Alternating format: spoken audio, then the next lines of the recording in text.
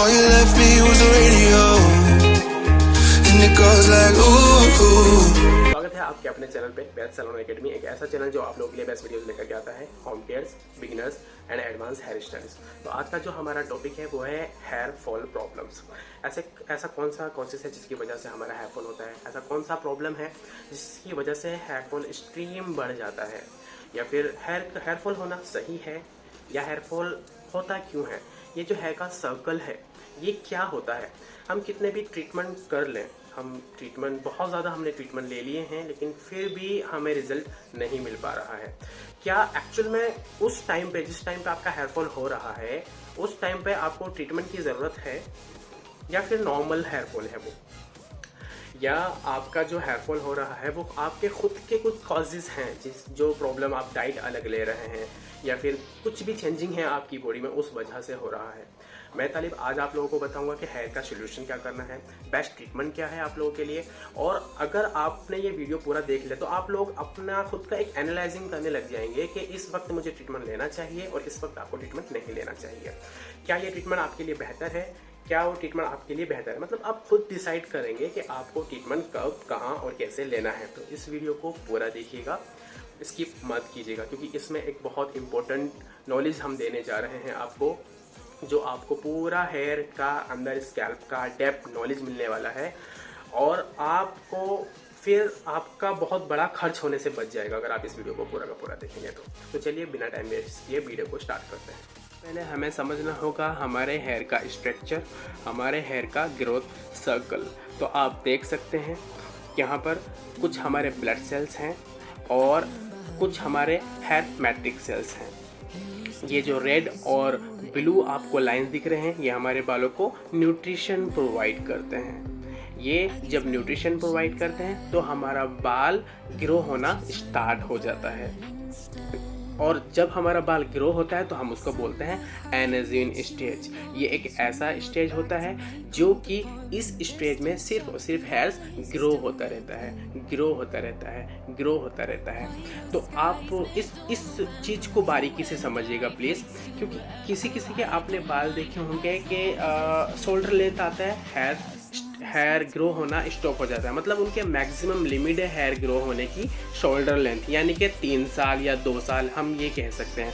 और किसी के आपने बाल देखे होंगे बहुत ज़्यादा लंबे हैं, तो मतलब इसका मतलब ये है कि उनकी एज 6 साल भी है, 7 साल भी है, 8 साल भी है। मतलब वो 8 साल तक सिर्फ और सिर्फ ग्रो होते रहते हैं। और जब ये ग्रो होते रहते हैं तो इसको हम बोलते हैं एनाजीन स्टेज।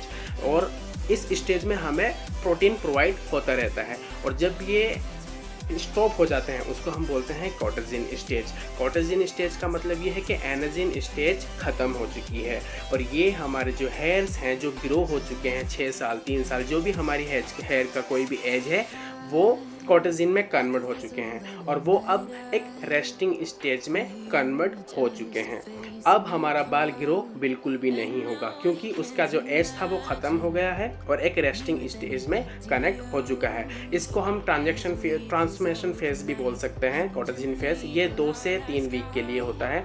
2 से 3 वीक का जो प्रोसीजर होता है ये हेयर फॉल भी हो सकता है इस स्टेज में, क्योंकि जब ये स्टेज होता है उसके बाद आता है टॉलेजिन स्टेज। टॉलेजिन स्टेज मतलब फॉलिंग स्टेज। देखिए समझिएगा, पहले एनाजीन, फिर कॉटेजिन, फिर telogen stage. Telogen stage means falling stage. जो भी हमारा रेस्टिंग पीस था अब वो फॉल हो चुका है। तो इस प्रॉब्लम को हम समझते हैं, ये जो नॉर्मल है, बहुत ज़्यादा नॉर्मल है, इसको हम समझते हैं कि हमारा हेयर फॉल होने लगा है, हमारा हेयर फॉल बहुत ज़्यादा होने लगा है। अब इसके बाद फिर से जब ये हेयर फॉल हो जाता है बाल और हमारे जो ब्लड सेल्स हैं वो हमारे हेयर फॉलिकल से कनेक्ट हो जाते हैं, उसके बाद फिर से ये न्यू स्टेज बनता है जिसको हम बोलते हैं एनाजीन स्टेज। तो ये हमारी लाइफ के अंदर चलता रहता है और यही प्रोसीजर से हमारे हेयर ग्रो होते हैं, यही प्रोसीजर से हमारे बाल बढ़ते रहते हैं। तो यही प्रोसीजर से हमारे बाल फॉल भी होते हैं। तो आप हमेशा ये ना सोचें जिस तरीके से ये फॉल हो रहा है, आप हमेशा ये ना सोचें कि आपको जब हर बार जब भी आपको हेयर फॉल हो रहा है वो सिर्फ फॉलिंग स्टेज ही है आपका। मतलब कि वो आपका नॉर्मल बढ़ ही रहा है, फिर दोबारा से नहीं आएगा, आपके बाल दोबारा से आएंगे भी। तो ये जो है आपका फॉलिंग स्टेज है, आपको घबराने की बिल्कुल भी ज़रूरत नहीं है। अब ये स्टेज में कभी कभी क्या होता है, कुछ लोग पैनिक हो जाते हैं, जो बहुत ज़्यादा अपने बालों से प्यार करते हैं, वो किस डॉक्टर्स के पास जाते हैं, सैलून्स में जाते हैं, तो वो ओवर चार्ज पे कर देते हैं, क्योंकि वो भी नहीं समझ पाते हैं, कुछ लोग भी नहीं समझ पाते हैं, जो जिनको बहुत ज़्यादा नॉलेज है वही इस स्टेज को समझ पाते हैं। तो वो बहुत बड़े बड़े फर्रे बना देते हैं बालों के, जो नहीं समझ पाते हैं, और 1000, 2000, 20,000, 5 बहुत ज़्यादा एक्सपेंस बालों के लिए खर्च कर देते हैं। समझ सकते हैं, बाल बहुत ज़्यादा इम्पोर्टेंट है इसके लिए। तो हमारे पास एक बेस्ट सोल्यूशन है आप लोगों के लिए। अगर आपको ये प्रॉब्लम हो रहा है तो आप हमारे पास आइए, हम आपका सोल्यूशन दे देंगे, आपको इस प्रॉब्लम का सोल्यूशन दे देंगे। बट ये प्रॉब्लम है तो मेन रीज़न ये है, अगर यही प्रॉब्लम आपको चल रहा है तो इस प्रॉब्लम में कोई भी आप ट्रीटमेंट ना लें, क्योंकि ये नॉर्मल है, एकदम नॉर्मल है, बहुत ही ज़्यादा नॉर्मल बात है ये होना, एनाजिन, कोडाजिन, टेलोजिन होना। अगर ये नहीं होगा तो आपका हेयर ग्रो ही नहीं होगा। और भी कुछ कॉजेज़ हो सकते हैं, जैसे कि थायराइड होना और प्रेगनेंसी होना, हार्मोन्स बहुत ज़्यादा चेंजिंग होना। इन प्रॉब्लम्स की वजह से भी, इन कॉजेज़ की वजह से भी हेयर फॉल हो सकता है, बहुत ज़्यादा हो सकता है। ये भी नॉर्मल है, इसको भी आप ज़्यादा माइल्डली ना लें।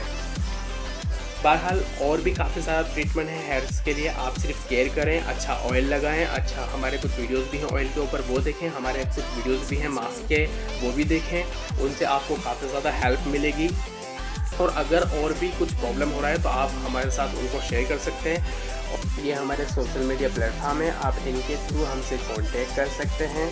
और चैनल पर नए हो तो सब्सक्राइब कीजिए, वीडियो पसंद आया हो तो लाइक कीजिए, और जिन लोगों को इस वीडियो की ज़रूरत है उनके साथ शेयर करना ना भूलें। और हमेशा याद रखें, self care is the best care.